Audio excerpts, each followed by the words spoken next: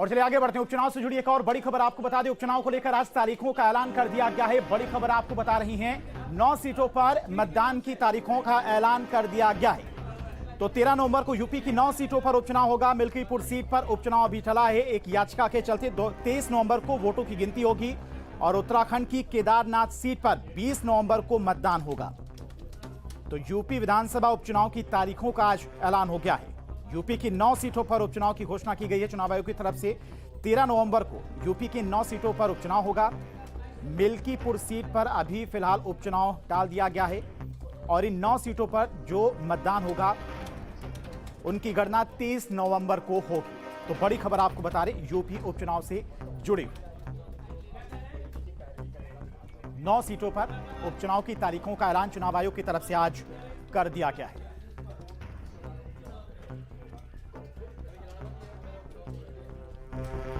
और चलिए इसी खबर पर तमाम और जानकारी के साथ में गाजियाबाद से संवाददाता हिमांशु हमारे साथ जुड़ गए हैं। इसके अलावा मुरादाबाद से संवाददाता उवैस अली हमारे साथ जुड़ गए हैं। सबसे पहले हिमांशु आपके पास आएंगे। आज तारीखों का ऐलान हो चुका है, लेकिन उससे पहले ही तमाम पार्टियां पूरी तैयारी के साथ में, पूरी दमदारी के साथ में चुनाव प्रचार में जुटी हुई थी। हाँ बिल्कुल, देखिए इसमें कोई दोराय नहीं है। जब से लगातार चर्चाएं चल रही थी कि यूपी की 10 विधानसभाएं, लेकिन उनमें से अब 9 विधानसभाओं पर उपचुनाव होना है। एक विधानसभा सीट जो अयोध्या की है वो उस पर जो उपचुनाव है वो टल गए हैं, लेकिन 9 विधानसभा पर अभी भी उपचुनाव होने हैं। ऐसे में चाहे भाजपा हो, चाहे बीएसपी हो या फिर कांग्रेस और समाजवादी पार्टी का गठबंधन हो, तो ऐसे में सभी पार्टियां पहले से तैयारियां कर रही थी और अपनी अपनी दावेदारी ठोकती हुई दिखाई दे रही थी कि उपचुनाव में वो बेहतर प्रदर्शन करेंगे। लेकिन हमेशा ये माना जाता है जो भी सरकार होती है प्रदेश के अंदर कहीं ना कहीं उसको एज मिलता है उपचुनाव के अंदर। तो बीजेपी को कहीं ना कहीं इसका फायदा मिलेगा। उपचुनाव के अंदर 9 विधानसभा सीटों पर जो उपचुनाव होने जा रहा है, जिसमें अगर हम बात करें गाजियाबाद की जो शहर विधानसभा सीट है उस पर उपचुनाव होना है। इसके अलावा आप बात करें मुजफ्फरनगर, उसकी मीरापुर सीट पर भी उपचुनाव होना है। मुरादाबाद में भी उपचुनाव होना है। तो तमाम जो पश्चिमी यूपी की सीटें हैं वहां पर भी उपचुनाव होना है। लेकिन गाजियाबाद में जो शहर विधानसभा सीट है हमेशा से भाजपा का गढ़ रही है गाजियाबाद, और गाजियाबाद की जो 5 विधानसभा है वहां पर जो एमएलए रहे थे वो भी भाजपा के ही रहे हैं। लेकिन शहर विधानसभा सीट से जो भाजपा के विधायक थे अतुल गर्ग, उन्होंने एमपी का यानी लोकसभा का चुनाव लड़ा और उसके बाद शहर विधानसभा सीट से उनको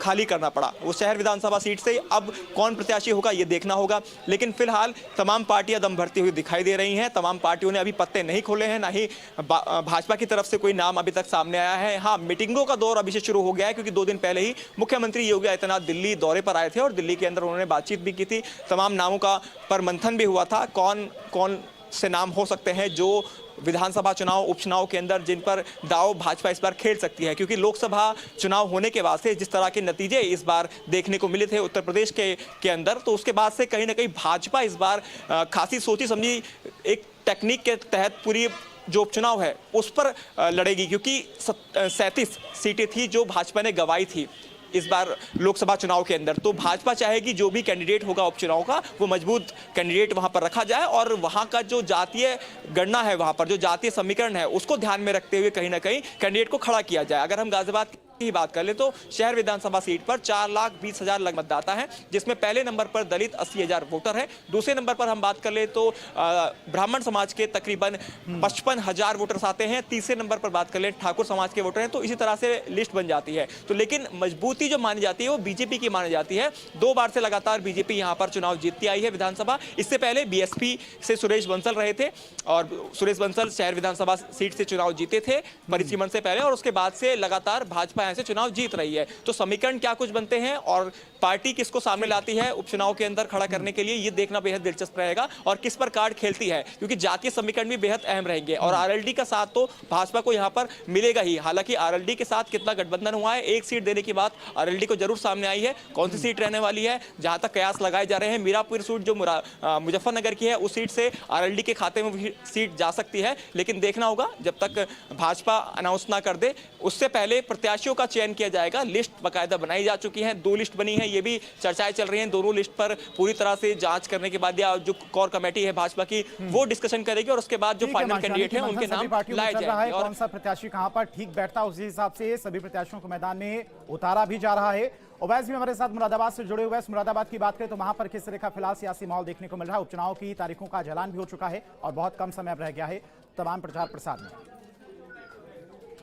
बिल्कुल देखिए ग्रेस, क्योंकि 10 सीटों पर उपचुनाव होना था, लेकिन मिल्कीपुर की जो सीट है उसका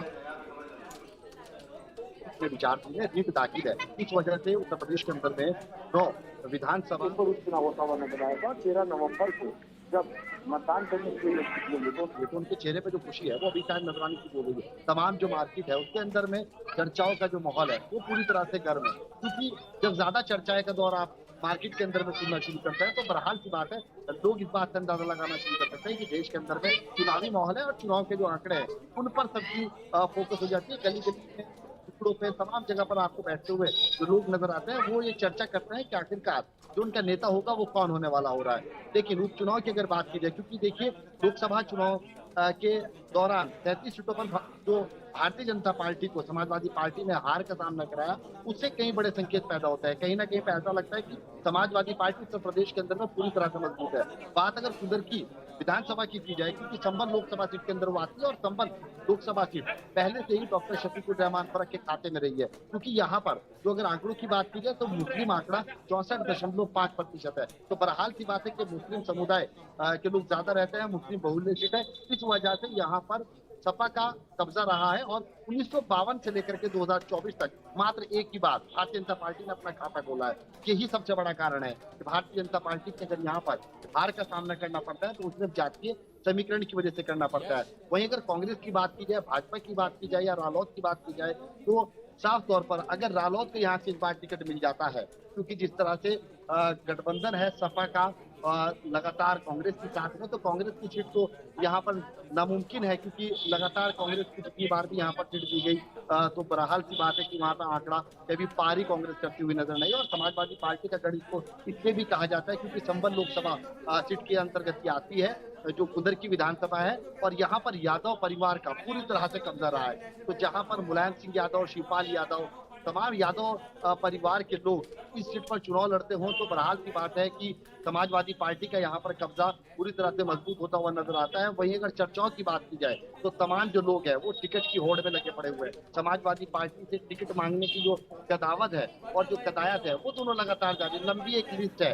लेकिन अखिलेश यादव किस पर दाव खेलेंगे, क्योंकि आपने देखा होगा लोकसभा चुनाव के दौरान में अखिलेश यादव ने लोगों के टिकट काटना शुरू कर दिए थे, अपने चेहरे लाने उन्होंने शुरू किए थे। बिल्कुल ग्राउंड जीरो पे आने के बाद अखिलेश यादव ने निर्णय लिया था कि आखिरकार किसको टिकट मिलना चाहिए और किसको टिकट नहीं मिलना चाहिए। समाजवादी पार्टी से 33 सीटें जीतने के